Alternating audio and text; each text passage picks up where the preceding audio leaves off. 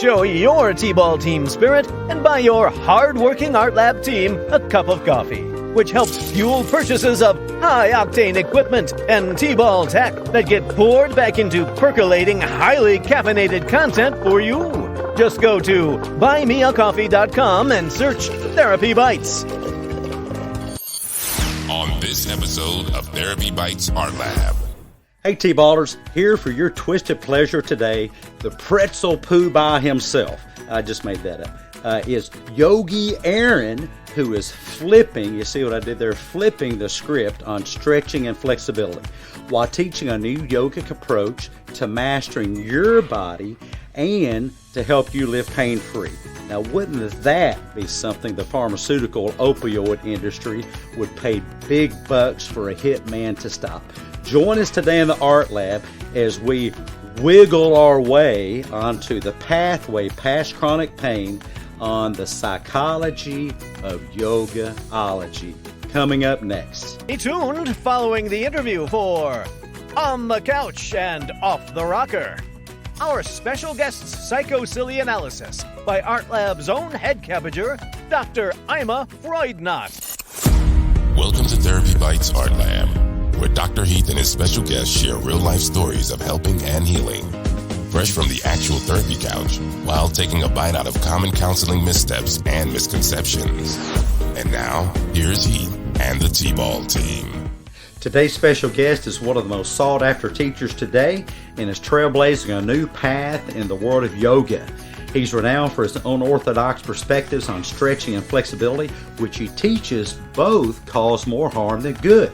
His teachings aim to help as many people as possible live a pain-free life so they can realize yoga's true purpose. Yogi Aaron is the creator of the revolutionary approach to yoga, Applied Yoga Anatomy plus Muscle Activation, AYAMA for short, and the online platform, the Yogi Club. Host of the yoga podcast Stop Stretching, author of Autobiography of a Naked Yogi, and the forthcoming book Stop Stretching, a new yogic approach to master your body plus live pain-free. He's the co-owner of Blue Osa Yoga Retreat and Spa in Costa Rica, where he heads up the Yoga Club. And he's a yoga teacher. Training immersions happen year-round for students from all across the globe. Join us today, and we're going to talk about how what you've heard about yoga may be all wrong, and about all those angry mobs of yoga gurus who want his head on a yoga mat. I'm just kidding about that. Does stretching harm the body? We'll also talk about Yogi Aaron's revolutionary AYAMA approach and the possibility of living a pain-free life with Yogi Aaron's approach up next. Stay in the stands at the end of the interview, T-Ballers, and witness our special guest slug a bite-sized brain ball with your name all over it, clean out of the Art Lab. You know, Yogi Aaron, welcome to the show, and tell us about your own journey.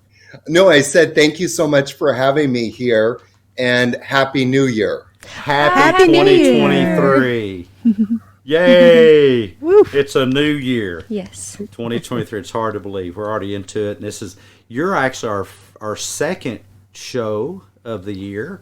We taped our first one earlier today. But tell us about your own journey on overcoming chronic pain and how you got to where you are today. Well, that's just a loaded question. Isn't it? Starting off with a bang. We're not messing around here. Let's just jump in. So as I'm talking, if you feel like you want to just jump in and ask me something, please do.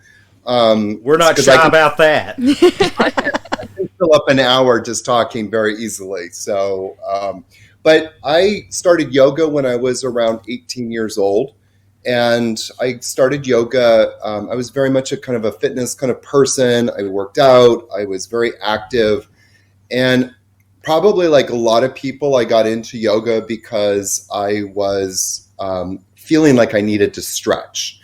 And so that just seemed like an obvious kind of way. And then, of course, yoga has all of that kind of spiritual / meditative quality about it. So, for me, it was like, okay, I'll go to the gym, work out, I'll do yoga to stretch.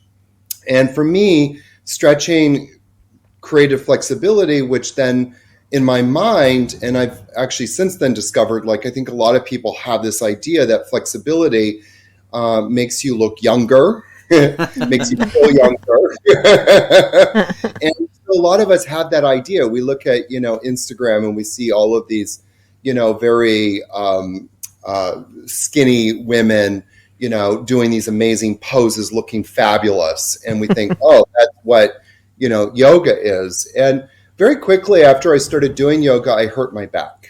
Uh-oh. And like, really, I remember being 18 and going, this is not me living my best life at all. And I started having back issues like progressively after that. And the solution was, okay, you need to stretch more. Like, you've got a tight lower back. Your lower back is not open enough. We hear this a lot in the yoga world, like your hamstrings aren't open enough. We need to open your thighs. For the record, I hate that expression now. Biomechanically does not make sense on so many levels. So I did more yoga. I got hurt more. And this cycle kind of repeated itself for the better part of 25 years. And until I ended up in a surgeon's office, an orthopedic surgeon who wanted or was suggesting that I consider getting a spinal fusion in my lower back. Ooh. And that was a huge wake-up call for me, because I'm very fastidious and particular about my alignment. I'm very dedicated to my body. I'm very dedicated to taking care of my body. I try to eat well, drink lots of water. Since I was very young, I've been like that.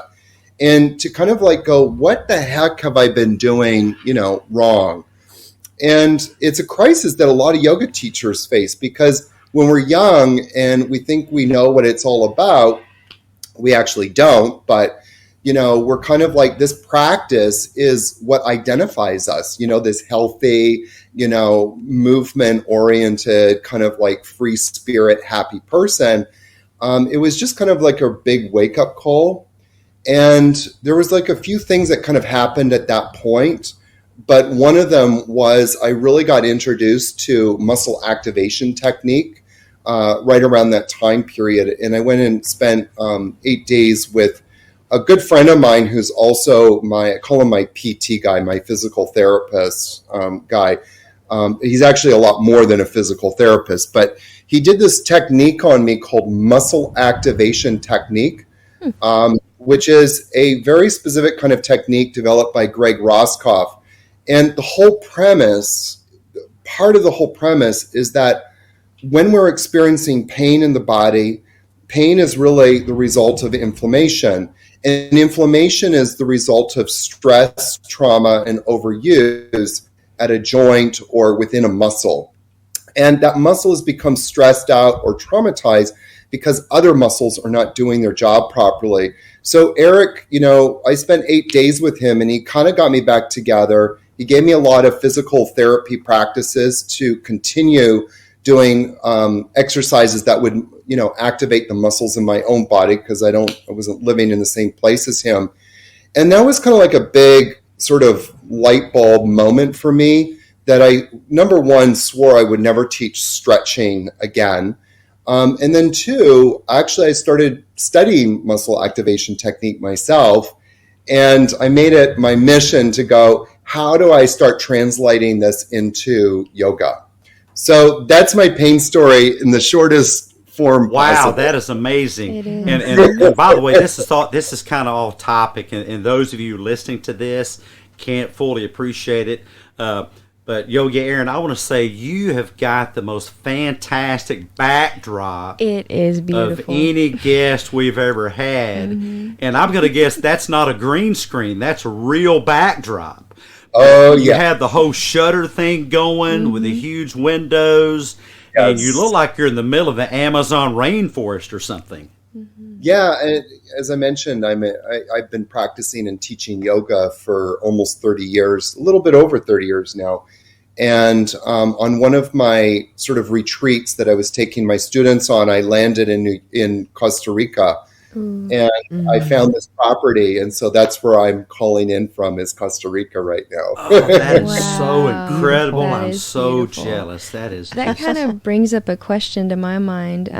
So have you noticed that, does the environment have any effect on the yoga itself? So if you're in a calm, peaceful environment, like with, the beautiful trees and nature, have you noticed that has a different effect than, say, if you're in a classroom with like white walls and bright shining lights? It does and it doesn't. I've had this kind of conversation with a lot of people. Unfortunately, I'm the owner of this yoga retreat. So that brings, its own kind of stress, if you will. And I'm always busy, always creating. You guys are going to laugh at this, but the most intense kind of deep yoga experience I ever had was when I lived in my apartment in Harlem in New York City. Hey. Yes, I called it my Harlem cave. Oh my! And New York apartments are really small to begin with, and the bedrooms are really glorified walk-in closets. And so I turned my bedroom into my little yoga cave, and it really was my sacred space to practice, and that's where I really got into, quote unquote, the deeper practices of yoga, if you will. But another point is, like, one of the motivating factors for me in opening up a retreat center is that when you bring a group, or specifically a community of people together, Sarah, who are of like mind, and you bring them out of their life and you put them together for 7 days doing yoga, eating better, practicing morning silence, there's certain yoga, coming together as a community, as a family, and saying prayer before you eat. There's something that's very profound that starts to shift in people's minds and bodies. And so I do think that this environment is so conducive for yoga, not to go deeper necessarily physically, but to go deeper more in your mind and to shed those parts of your habits that you no longer want to carry with you. And I just want to point out to our audience something very important that Yogi Aaron just said. If you can do yoga in a walk-in closet in Harlem, you can do yoga anywhere. And the second thing is a question. You mentioned a shift, and I'm all about psychological shifts and mental mindset shifts. How would you describe the shift that people have, that you see them experience? I think that so many people are so bogged down, and it, when I started teaching yoga, I saw this as an epidemic in, especially when I really started teaching yoga, which was like, 2001. That's when I moved to New York and made yoga a real career. And you just see people like constantly going. If you're a mother, you're always thinking about getting the kids up, and then you've got to do this, and you've got to bring the kids to school, and you've got to go do your job or the things. Or if you're a father, you've got, your life. And then we're bombarded by the news and, telling us what we should be thinking all the time and what kind of opinions we should have. And so there's all of this stuff that's constantly bombarding us and filling up our minds. And, from a yogic perspective, one of the problems with people is that they're just not able to digest any of their thoughts, because it's like, eating Thanksgiving dinner every single day, but not just at the end of the day, but all day long, but from the information that we're taking in, we just don't stop and process it. And what Blue Osa does, or coming on like a yoga retreat, we get people to stop. We turn the internet off in the morning so they can be silent. And then in the afternoon, or in the evening, for dinner, we turn the internet off again. So people actually have to talk with each other. And what I find, and I found this to be a truism, is that when we get still, and I'm not just talking physically still, but still within our minds, most of us are trying to grab out in life for the answers in life. Like we're trying to harness something. And answers, the real answers of life don't come from, the movement of life. It comes from that place of deep stillness. I'm not too much a religious person, but I know my scripture really well. And because I was raised as a Christian, and, Christ went into the desert for 40 days and 40 nights. What? To get still and to really just be able to draw in the answers that he needed so that he could go and do his ministry. All the answers, like when I found Blue Osa, when I went to New York to teach yoga, all of that just came out of like these moments of deep stillness. And I think for me, the gift that I want to give yoga students more than anything is that ability just to be still, because in that place is where the real magic happens. Oh my, that's so incredible, and I completely agree. I think that is anathema to our current culture. I think that is so completely opposite. And if you talked about turning off the internet, in most neighborhoods in the U.S., you would have a rush to the ER of people thinking they were going to suffocate without the internet. And I believe there is such, we rush through life trying to get from A to B. We never experience the journey in between. And it's all about just moving, and never being still. I think as a species, we're probably more like sharks. We just always have to be moving and gobbling stuff up instead of being like clams that find some peace in the stillness. But I'll remind our listeners that oysters make pearls and sharks don't. Yes. And the pearls are made during the stillness. And what kind of pearls are you making in your life? I have a colleague of mine. He's actually a Buddhist monk, and we went through grad school together. Dr. David Zuniga, and he probably borrowed this from somebody, but it's one of my favorite things. I wish I could quote it as well as he did. But he said, if you're always rushing to the next moment, you're going to miss the moment. And if you do that for a day, you'll miss your day. And eventually you've missed a whole month, then eventually you've missed your whole life. And I really have a lot of respect for what you do, because you're truly teaching people to slow down and experience life. And I would guess that after 7 days with you, that people kind of have a bit of an epiphany, don't they? Yeah, I mean, there's just, one of my favorite quotes, I have many, but one of them comes from Mother Teresa, who says, God speaks and the heart listens. And, it's just part of what this is about is opening up people's hearts, the ear of people's hearts, and so that they can, know when purpose is knocking at the door of their hearts. And if we're constantly having the news on or, scrolling through our Facebook, we're never going to hear that purpose. People often say to me, like, I'm a very lucky person. And I do, by the way, feel very fortunate. But the things that have happened to me in my life, moving to New York City and with basically no money and starting, a life and opening up a yoga studio with nothing but my grit and hard work. I always say to people, like, I'm not really a lucky person. I just saw doors opening and I walked through them and I didn't look back.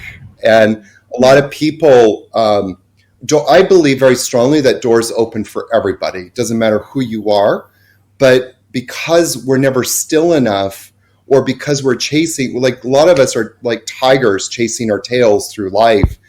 And so we don't see those doors. And so what I hope and what I see that constantly happens for people, especially that come to Blue Osa, that they start to get a glimpse of those doors that are opening, those doors of possibilities, of what life could be for them. And countless people go home, start a family, get a new job, quit their job. I've had so many students who have left their jobs and become vagabonds and just travel for around the world. And then others who like, I want to stop this. I want to get down and get more sincere in my life. And whatever it is, I mean, all of us express and feel our purpose differently, but it's just tapping into what is that calling in our heart? What is that purpose knocking at the door of our hearts? Well, why do you think that people are so averse to slowing down? I find in our practice that the reason people are rush is because when you slow down, you're kind of alone with your thoughts. And some people are very afraid of their thoughts. They don't want to be alone with their thoughts. That's very threatening to them. Well, the nature of mind is movement. And so the mind is always going to move. I think in yoga, one of the things that we try to do is slow that movement down. We do two things, actually. Slow the movement down enough so that we can look at the content, and then another thing that we try and do is change the momentum of that movement. And one example of that is like a habit pattern, like you have a quote unquote bad habit, and then the mind is moving into that habit. You can also redirect that energy, redirect your thoughts, and move it into something that's going to actually help you, a habit that's going to help you, right?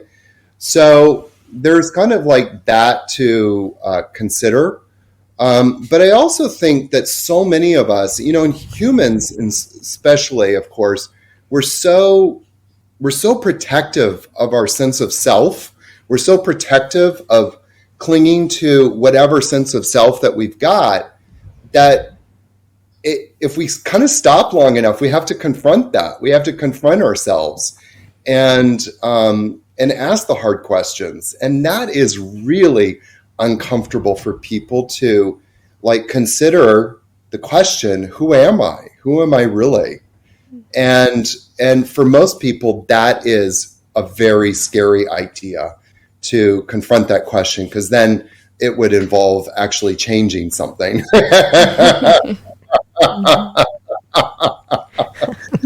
I completely agree. Yeah. Those difficult years, early on years with yoga, and when you were having the back issues and the back pain, how did all of that get in the way of your self-concept and get in the way of you following your dreams? I've dealt with pain a lot in my life. Thankfully, I've had a lot of healers around me. So as I was, I just want to back up and say one thing. I should have had a light bulb moment and gone, maybe this yoga stuff, I shouldn't say yoga, maybe the stretching stuff isn't really supporting me. It took me 25 years to figure that out. I think part of the reason why I was able to get away with it for so long, Debbie, is because I was younger. I mean, I'm 51 now. So when we're young, we can abuse our bodies a lot. We can do all kinds of crazy stuff to ourselves. So a combination of being younger, combination of having amazing healers, I was able to kind of work through a lot of stuff. And yeah, I would have crippling pain at times. One time I had this crippling pain that came from my neck and shot down my arm. And it was like that for about 4 months or something like that. And it took a long time to heal. But I was able to kind of just move through it and keep plunging forward because I was younger. I could heal faster. I had more energy. It wasn't, like I said, it wasn't until I ended up in the surgeon's office that it just completely debilitated me. In fact, most of that year was very debilitating. And knock on wood, I haven't had a moment like that since then, because now I don't stretch anymore. And that's something else I'm curious about. I'd like to hear more about the difference between stretching and muscle activation, because I'm actually in physical therapy right now, and I've been told, when you get done with this, yoga would be really helpful. And so I find this really interesting. I'd like to know more about muscle activation. Yeah, I mean, I think it's just, first of all, with stretching, I mean, there's just a few fundamental things, in the yoga world that we just really abuse our bodies. And it doesn't take much to abuse our bodies. It doesn't take much. For example, one of the most common yoga poses is child's pose.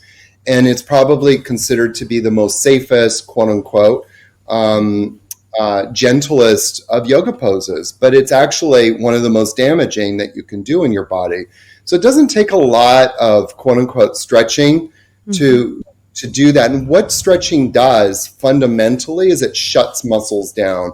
I could get into the whole science of it, but if you want me to, but it basically shuts muscles down. When I say it shuts a muscle down, what I'm saying is that the brain to muscle connection is severed. It's no longer existent. And so the muscle loses its force output. The muscle loses its ability to contract properly.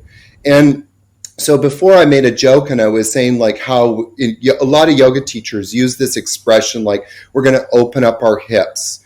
We're going to open up our hamstrings. We're going to open up the muscles in the back. Well, first of all, if you ask most yoga teachers, what are those muscles that we're opening up? They would never be able to tell you. Ask any yoga teacher, tell me 3 back muscles. They will not even be able to tell you one.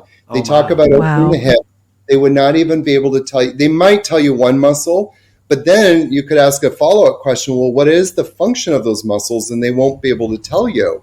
So the function of a muscle, the primary function of a muscle is to shorten properly, right? And so if you think about the hips, like the last thing you want to do is open the hips, right? Because you're going to end up with a dislocated hip. Why would you want to open your hips? You can tell I'm very passionate about this topic. Oh, that's a good point. That's exactly you're exactly right. The primary purpose of the muscle is to shorten. Yes. And that's what you're doing on a bench press. You're actually shortening the pectoral muscles and contracting. It's a contraction, and that's what allows you to push the weight up. And when I was getting ready for this episode last night, and since we've spoken about scheduling this, it really dawned on me that you're kind of like the Bruce Lee of the yoga world. You know, there's this whole conspiracy theory that Bruce Lee came to the States and started revealing all these secrets about Kung Fu, and of course the masters knocked him off. But you talk about having a revolutionary approach to yoga, Ayama, A-Y-M-A, that really challenges traditional teachings. And you didn't hear the whole intro, but I said that there's probably a whole mob of angry yoga gurus who want your head on a yoga mat for challenging traditional thinking. So tell us about this Ayama approach. For full show notes and transcript of today's episode, go to therapybites.podbean.com.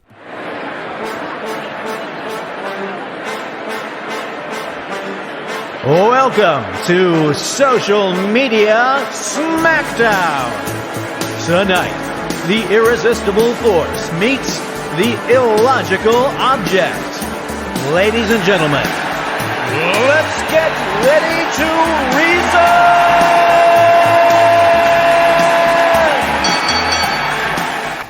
Hey TBAL trainees, here's an Instagram post from clickbait account Mental Health Pathways that seems well-meaning until you discover that their meaning, as always, is to sell you something. And worse yet, they use clickbait slides that perpetuated distorting thinking to do so. And here's one of the kooky Kool-Aid drinking pseudo-psychological slides among the many of their mumbo-jumbo posts where they purport to teach about depression. The post says, things men with depression want you to know. Number one, sometimes their depression shows up as anger. Psycho-Malarky nonsense. Depression is depression. Depression is anger. They do not imitate each other. Both are caused by thought processes, and you T-ballers know this. Number two, the post says, it is the hardest thing to allow themselves to be vulnerable and open about their depression. Listen, sharing with somebody your emotions does not make you vulnerable. We'll talk about that more coming up next. The post says, number three, they can't turn off the depression because you ask them nicely. It's not about turning it off. It's about deciding what you're going to think. And this post does nothing but holy moly pseudo-psychological crapola Batman sabotage people. Enough of this woo-woo vulnerability nonsense. Vomit, vomit, vomit. Vulnerable is something you may be to earthquakes and alien abductions that is subject to danger and death. There is nothing vulnerable about saying I'm sad or depressed or anxious or constipated. That doesn't mean you're vulnerable. That simply means that you're being genuine and that you're a human. Hey, T-ballers, words matter, and air quotes, vulnerable does not mean two different things, such as Kool-Aid drinking, Brene Brown fawning, pseudo-psychological social media crowds would have you believe. I'm a human. I get depressed. You're a human. You have emotions also, because that's what humans do. That does not mean that we are in danger. That does not mean that we're vulnerable. T-ballers in training give psychologically poisonous posts like this the old 1-2 punch. What a slobber knocker! The winner by psychological smackdown, Doug Heath! No pronouns were harmed during the production of this podcast. You're listening to Therapy Bites Art Lab, bite-sized therapy for your brain with Dr. Heath and the TBAL Team. The best advice on the net. No copay required. Welcome to the Therapy Bites Art Lab Library, where we have poured over thousands of volumes to bring you the latest CouchCrumbs quote. Oh, would you like a napkin? You're getting crumbs in the book. That okay, me eat book. Oh. And now today's CouchCrumbs quote. I say there, welcome. And thank you for joining me for today's Doc Heath quote. Thoughts are like oil paints that we use to create perceptions of others upon the canvas of our own minds. It's elementary. Oh, you got crumbs on the couch. Extra points for you. Live the art life. Become a T-ball teammate Inner Circle supporter on Patreon at patreon.com/therapybites. Here's Heath and the T-ball team. Yeah, so I just want to kind of answer the last question, finish answering it, and then answer your question at the same time.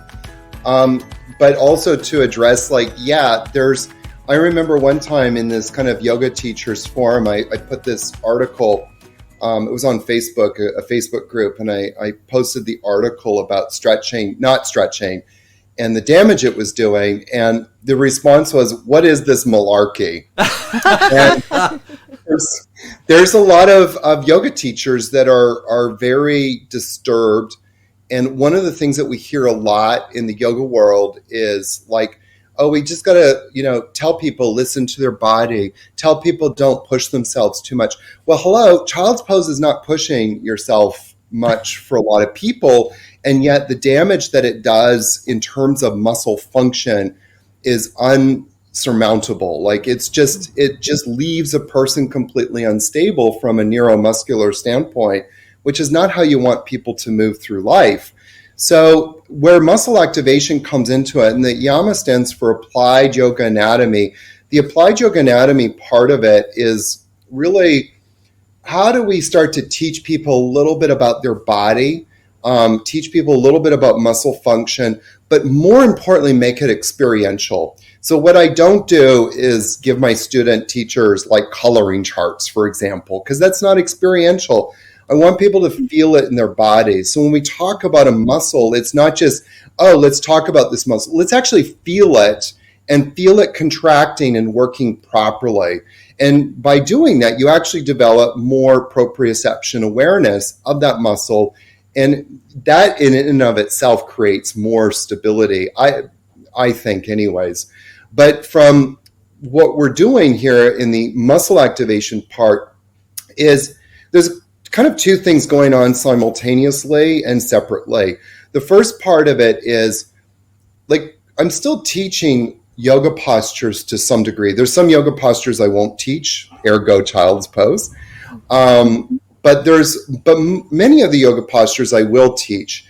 And it's about flipping the script, if you will, in the way that we approach them. And there's a couple of different things in doing that, but one of them is, and this is probably the primary one, is if you're going to stand up and you're going to fold forward, for example. And so if you couldn't touch your toes, a yoga teacher would say, you know, Dr. Heath, you need to open up your hamstrings. You need to stretch your lower back. You're very tight. That's not good because you probably got a lot of deep-seated emotions in your hips that we need to release. I mean, all of this stuff is out there. I have very emotional hips. And so from an Ayama perspective, we're no longer interested in trying to stretch the front body because that's not doing the movement. The movement is coming from the leg muscles shortening, the front of the legs, the quads need to shorten. All of my trunk flexor muscles need to shorten. My inability to touch my toes isn't a result of necessarily tight hamstrings. It's because the front muscles are not shortening properly. And so what we also do in an Ayama typical class or practice then is start to do muscle activation practices to get the like all of the abdominal muscles, I'm not going to list them all, but all of the abdominal muscles working properly, the quads working properly. And not only do you increase range of motion when you're doing that, if that's important to you, but now you have stability because the muscles are contracting properly and holding the body within like that range of motion, and it has stability. If you just keep stretching and you had somebody come up behind you, Dr. Heath, and start pushing on your back and, you know, forcing you to open up a range of motion, you've opened up a flexibility, but there's no stability. None of the muscles are contracting and holding your body there in a correct way. And that's then going to open you up to becoming vulnerable to injury. Oh, wow. Wow. I know I said a mouthful. I'm sorry. I hope. No, I can see why some of your detractors are very upset because, Yes. I can see that's very different from what they're teaching, and you would normally get some pushback because of that. I think that's super duper interesting and helpful. You said that I read where you say that there's a super simple way to practice yoga and eliminate pain. And I think some of our listeners are going to be saying that sounds a bit pie in the sky, but tell us about that and how realistic that really is. I mean, first of all, you don't need to do a lot. The idea of like you have to do like an hour and a half yoga practice, it's not necessarily feasible for a lot of people, and B, it's not necessarily practical. I always tell people if you can commit to somewhere between 8 minutes a day, minimum 8 minutes. We need at least 8 minutes. But if we can commit from 8 minutes to 20 minutes a day, and maybe some days a little longer if you feel like you're in the mood, we can start to cultivate a very powerful practice of reconnecting the brain. And I'm not talking about like this mind-body connection. That's, of course, is a big benefit to have. But we can start to create do a little bit to start reinforcing that brain to muscle connection. And as we do that, our muscles in our body start working better. You know, you look at like runners, for example. Runners, one of the jokes that a lot of runners kind of jab at each other about is that runners have no butt. They have no ass. And a lot of that is because when they're running, their glutes are not activated properly. And so other muscles have to start taking over. So if the brain isn't connecting to our muscular system, our muscles properly, then we're not using them. And then if we're not using them, they start to atrophy.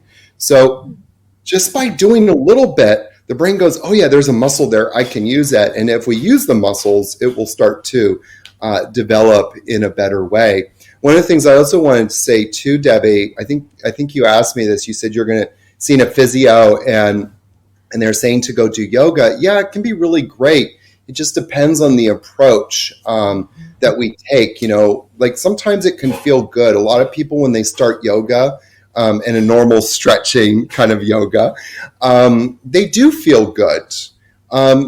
They're breathing differently. They're moving their body. There's endorphins moving. They're moving lymph, you know, through their body. They're improving their circulatory system. Like there's so many positive things. The problem is like, you know, if you keep stretching enough over time, depending on your age, depending on how much trauma you've had in your life or stress that you're currently dealing with or have dealt with, it can start to debilitate people. And a lot of people get into yoga, they feel really good. 6 months later, 3 months later, a year later, it's all of a sudden, oh, my shoulder doesn't work properly anymore. Oh, I'm developing searing knee pain. I lead these yoga teacher trainings, and I usually have people coming from the age of 25 all the way up to 65. Wow. Every single person in my class starts off with some yoga-related injury. Bad wrists, bad shoulders, bad neck, pain in their lower back, pain in the hips, So everybody has developed something because of yoga, but the problem is like people haven't started connecting the dots. Hey, it took me 25 years, right? I have a lot about you talk about the true purpose of yoga, and I hear some of this about mindfulness, and it really shocked me as someone that teaches mindfulness when I started having patients say, I tried mindfulness and it made things worse. That was like a lightning bolt to my brain. I thought, wow, how's that possible? I thought that just simply doing mindfulness, you got better, but I found that people would try mindfulness for anxiety, and they would actually have more anxiety. And it sounds similar with yoga, that in and of itself, yoga is not going to just, hit the proverbial nail on the head, but your kind of yoga can help all kinds of things. What are some of the syndromes and difficulties that you've seen people experience where a yama has been quite beneficial? Oh my God. I mean, I was just saying before that almost every single student of mine that comes to my teacher trainings has an injury, but every teacher training I lead, every yoga immersion I lead, but somewhere between day 6 and day 10, everybody becomes pain-free. Wow. And it's something to marvel at, but I've been because I've been starting to really put this out over the last year. It's taken a little bit of time to get some traction, but in this last couple of weeks, I've been having these streams of emails, literally, and messages through, social media and that sort of thing. But one of them I got recently, and it really touched my heart, because it was this person that was very athletic who had been dealing with pain in their body. I believe it was back pain. And she had done massage therapy. She'd done, changed up her yoga. She had done this other kind of therapy. Nothing was working. And then she stumbled across my pain-free series. And she said, I've started adapting what I'm doing, and I start to bring the exercises you're teaching in your pain-free series into this. And it's the first time I found relief after several years. And it's just, when we start to respect our muscular system and start to do things to support it rather than debilitate it, we can find results very quickly. Again, pain is always the result of inflammation, typically, and inflammation is the result of stress. If we can start to remove the causes of the stress, which is usually muscles not being activated. So if we think about the knees, people have like knee pain, and it's usually because the muscles that are supporting the knee joint aren't working properly. If we can get those muscles starting to activate, the stress disappears, like sometimes in lightning speed. And when the stress leaves, the inflammation leaves, and people can become pain-free very quickly. The one caveat I always say is you actually have to do it. You can't watch me on the video or oh, that's a great exercise, and then put it down. You actually have to commit to doing, 8 to 15 minutes a day of these exercises, which, by the way, are not difficult. And a lot of people go, well, Yogi Aaron, I'm not flexible. First of all, I don't teach flexibility. It's not about like trying to touch your toes. It's just gently doing some little exercises to start developing that brain to muscle connection, so that the muscles start to function in a better way when you need them, and you create more stability. As you're talking, it dawns on me how at risk your life is, because when you're talking about helping people cure their pain in 5, 6, 7 days, how threatening this must be to the pharmaceutical industrial complex that sells opiates. They're going to put a hit out on you or something because you're stealing their customer base. What do you find people do? Are people, because I run into so many patients and they literally believe that I will have to be on this painkiller the rest of my life. There is no other way. God, that's a big loaded question to unpack. I mean, I mean, you know, I think I know what it's like to be in pain. So I don't like to, first of all, invalidate people's pain, because I know from firsthand experience how much pain, I have been in. And so my own pain journey has taught me to be more compassionate, to understand other people's processes, and to not judge people's choices and how they approach it. All I can do is just say, hey, if you're on some painkillers, if you're using orthopedics, if you're using a knee brace, keep doing that stuff. But let's slowly start to add this other stuff in here. And then if you feel better, see if you can start to cut back a little bit on some of the other things. And, you know, one of the most important things that we have to, let me rephrase that. One of the most important attitudes we need to have when we're approaching this kind of methodology, if you will, and I think it's a very important paradigm to have in just life in general, is that we're constantly experimenting. So when people are starting to use these kind of practices and they're on pain medication or doing other things, they have to be gentle. Less is always more, and approach it with an attitude of experimentation. Like, you know, Yogi Aaron says, one of the techniques for pain in the neck is to get the traps working. So why don't we just do this like little muscle activation to get the traps working and see if that, helps. And what happens if we do that? And, so many of us are so addicted, as you guys know, in your professions, like it's either success or failure. To me, there is no such a word as success or failure. It's like, let's just see if this works. How do I feel? And that's kind of the attitude I really try to get people to adopt when they're doing these things. It's like, just throw it out. If you're coming in with a lot of chronic pain, a lot of chronic issues, it's just going to take a little bit more time. Approach it with compassion for yourself. Commit to doing a little bit every day, and slowly and surely you'll start to notice that you'll get stronger.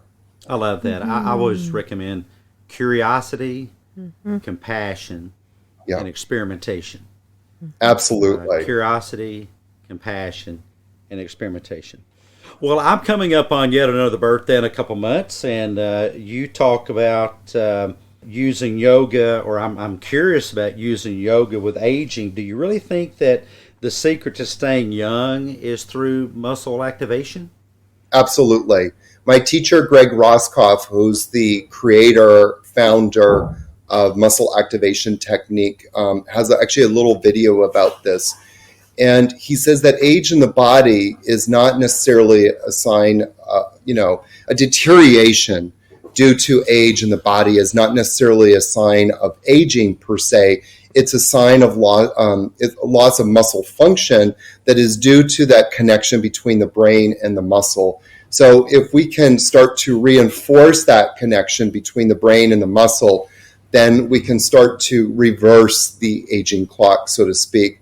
There's actually a few postures, and I always joke when I teach them, but it's very true. On one hand, I'm making a joke, but the other hand, I'm not being glib. And I always tell students, like, if you do this pose every day, you will stay young for the rest of your life, because there are certain ways that we start to move as we get older. We start to become hunched over. Our spinal erector muscles, are not functioning properly. And so we're not able to walk through life erect. And then we start to slow down. And that also has an effect on muscles. So it's really important, as more than ever, I think, that, using these muscle activation practices, if you will, can really start to reverse that and help you to overcome whatever you're dealing with. Yeah, it dawns on me that we really, like, we're not very conscious of our thoughts.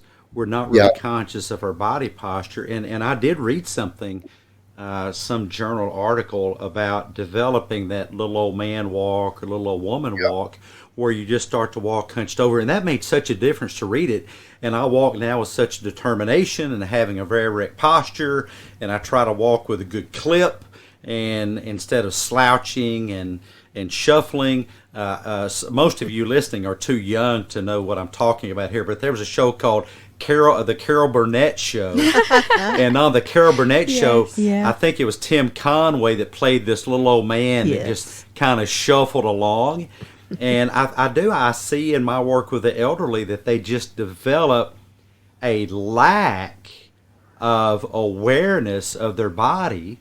In my field, that's called proprioception, the sense of your body in space. And the more you can use your techniques to become self-aware and body aware, it's got to help.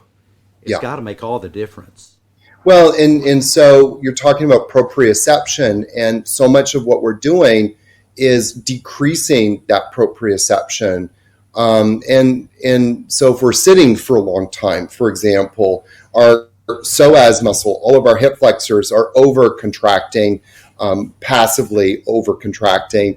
All of our back extensors are over lengthening. And so when we go and stand up, like, I can't tell you how many times I've been sitting like this, and then I just stand up and I hurt my back. My back seizes up because there's no muscles that are shortening properly and supporting the joints. And so part of the technique of what Greg Roskopf has taught, muscle activation technique, and then what I'm endeavoring to teach through these Yama principles of doing these kind of muscle activation practices, is increasing that proprioception, which on one hand is conscious and on the other hand is also unconscious. And it's really the unconscious part that I'm trying to get people to tap into, because muscles should be able to contract and contract on demand. And if a muscle doesn't contract and contract on demand properly, then you're not going to have stability at those joints as you're going through different ranges of motion. You mentioned earlier, like, doing bench presses. And, there's a lot of bodybuilders that are doing bench presses. Sure, their pecs are working, but the slow twitch fiber muscles, which are really the muscles that should be contracting on demand, are not working. If I tested like 100 bodybuilders, probably maybe we would find one person who had strong, pectoral muscles that had a force output properly. So a lot of people, just because we can lift a lot of weight doesn't mean that our neuromuscular system is strong. And probably it's even more stressed out with a lot of bodybuilders. So I'm a real advocate of doing some muscle activation exercises before you go for a walk. There's about 3 or 4 that I do religiously every time I go for a walk, just so that I know I have a stable body when I'm going out for a walk. And it can really start to add more to your life, because then you don't come back with crippling pain or needing to sit for a few hours. Wow. And I'm curious, Yogi, where do you see the future of yoga going? Do you think your approach is the future of yoga? I depends on what week you ask me this question. So I feel like there is a shift in the yoga world. That shift has happened because a lot of people are getting injured. The whole Me Too movement started to shift the conversation dramatically, which I think is a very positive thing. And then also I think that a lot of people, like, this is not me like ragging or judging any kind of yoga style, even though it might sound like it. But you get a lot of people that come into like this hot yoga, for example, and they get into it because it's a very fast-paced, kind of yoga. They feel good. Maybe they get injured, or a light bulb goes on one day and they go, there's got to be something more.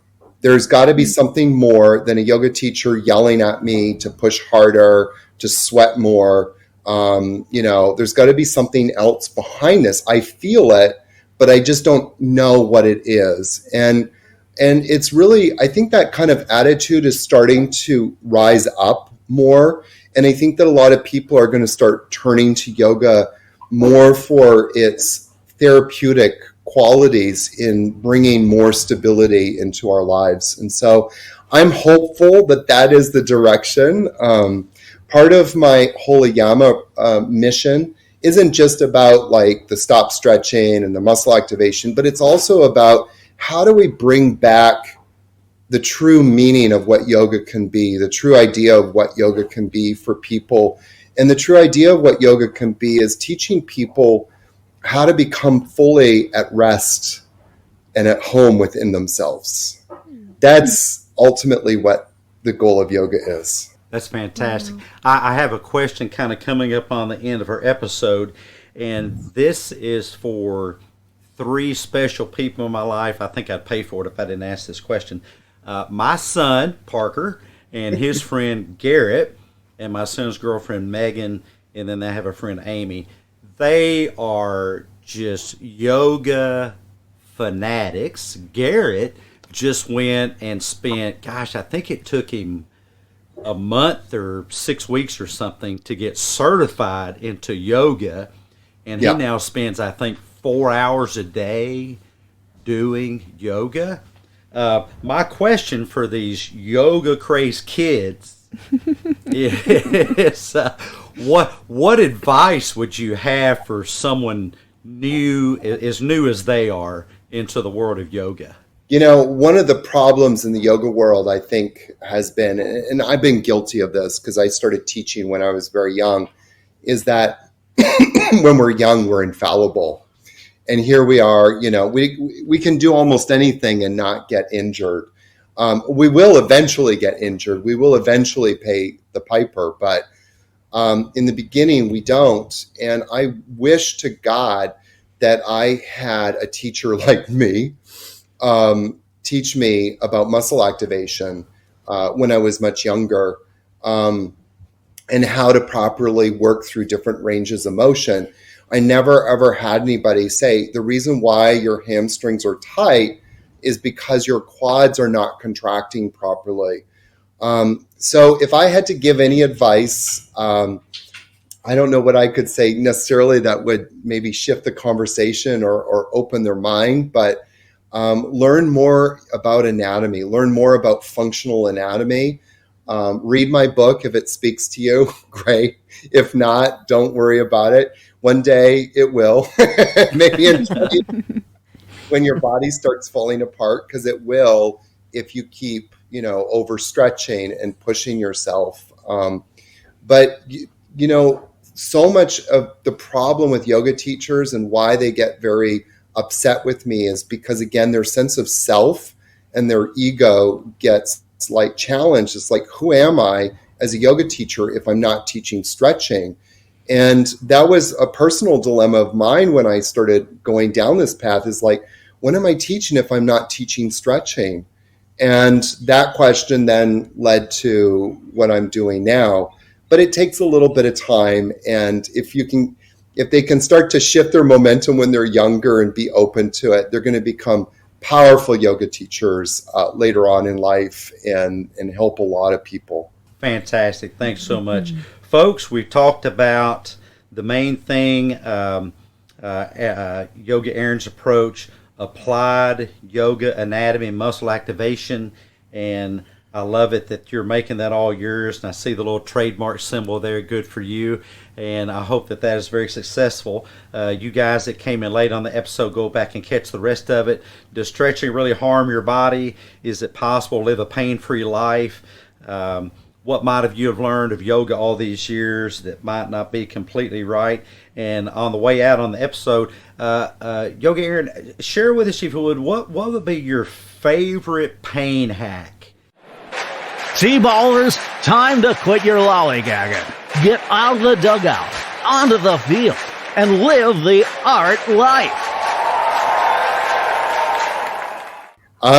There's 2 that I use very consistently. My first one is like coming onto my stomach, and we see this pose actually in yoga classes. I kind of teach it slightly different, not too much, but you come onto your stomach and you lift your chest and your legs off the ground. And I was talking about one of the poses earlier that's like my key to staying young. That's the pose, is lifting the chest and legs up as high as you can. And you think it's easy, but it's not, because so many of our back muscles are weak. But if you do that every single day for the rest of your life, and you will, your whole life will change in about, if you do it every day, like in 30 days, you'll start to feel and notice like, oh my God, I'm getting stronger. I'm feeling better. So that's my favorite one at the top of the list. There's a few. Wow. For how long? How long do you have to maintain the pose? The magic number for muscle activation is 6 seconds, 6 times. So you come up into it, 1 Mississippi, 2 Mississippi, 3 Mississippi, up to 6, and then come back down, take a breath, and then do it again. And that's just like a minute. And then another one is one called bridge pose, when you're on your back and your feet are sort of underneath your knees, and you lift your hips up as high as you can and squeeze your glutes, and do that 6 seconds, 6 times. By the way, those 2 is ones that I would also recommend, Dr. Heath, before you go for your walk. It'll completely change your walk, because sometimes when you go out for your walk, you're feeling like, oh, I don't feel really stable. I've got, some aches and pains in different spots. But when you do that and you stand back up, it's like, oh, my body's working all of a sudden. It really does activate some things that otherwise you wouldn't realize are there. Yes. That is such wonderful information. I wish we had more time with you. I know you're busy. You guys can learn more about Yogi Aaron by grabbing his book, Stop Stretching, A New Yogic Approach to Master Your Body and Live Pain-Free. And we have one more thing to go that we pop on every guest here. We journey now with Doc Heath as he submerges with our special guest into the depths beneath the dark recesses of the therapy couch. Kind of a surprise question at the end that's kind of off kilter from the art lab. What yoga pose do you think would be most helpful for Vladimir Putin?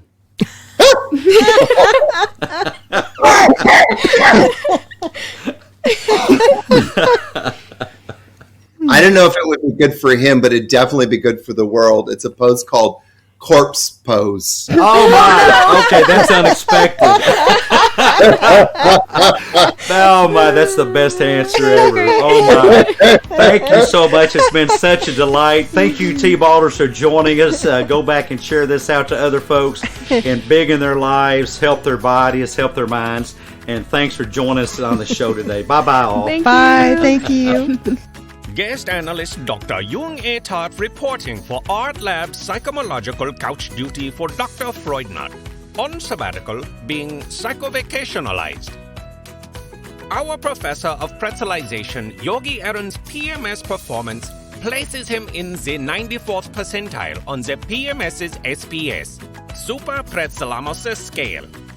This indicates a formidably fantastical fecundity of flexibility in Yogi Aaron's cortical crevices and well-apportioned contented contortionism. Overall, Yogi Aaron's PMS psychosillimetric assessment results present a picture of an individual daringly discerning with sagacious sensibilities regarding the remarkable revelations in the relationship between mind and body. This shape-defying soul likely has a propitious prognosis of pretzel-induced preponderances in the near future until the iemic-induced features of his psyche have been psychobiologically analyzed and exercised. It is my considered conclusion that guest guru Yogi Aaron be prescribed no less than 313 milligram IY intrayogular dose of Stretchoril and a 2300 milligram IT intratwistular dose of PRN ayamastatin to curtail contorting cognitions. Dr. Yogi-A.R.T, guest Shrinkstigator, TherapyBites Art Lab. Grab some of this episode's guest merchandise. specially designed to help keep this episode's message top of mind in your life. Don't forget friends and family members who could use an Art Lab mental boost too. Just go to therapybites.myshopify.com. Hey, T-Ballers, thanks so much for being with us today.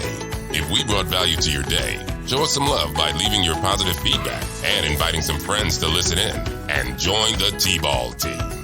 Next time on Therapy Bites Art Lab. Hey T-Ballers, have you ever wondered how Google is so good at finding you? Well, today's guest, Brandon Leibowitz, is a high-tech hitman specializing in telling Google how to locate you.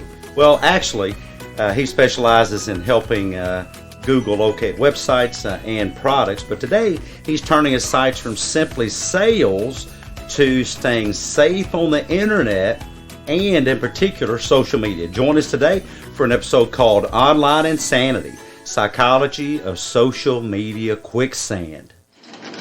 Government legal gobbledygook. Therapy Bites is not intended as a diagnostic or as an alternative to professional clinical treatment. Resources and advice are for information and entertainment purposes only.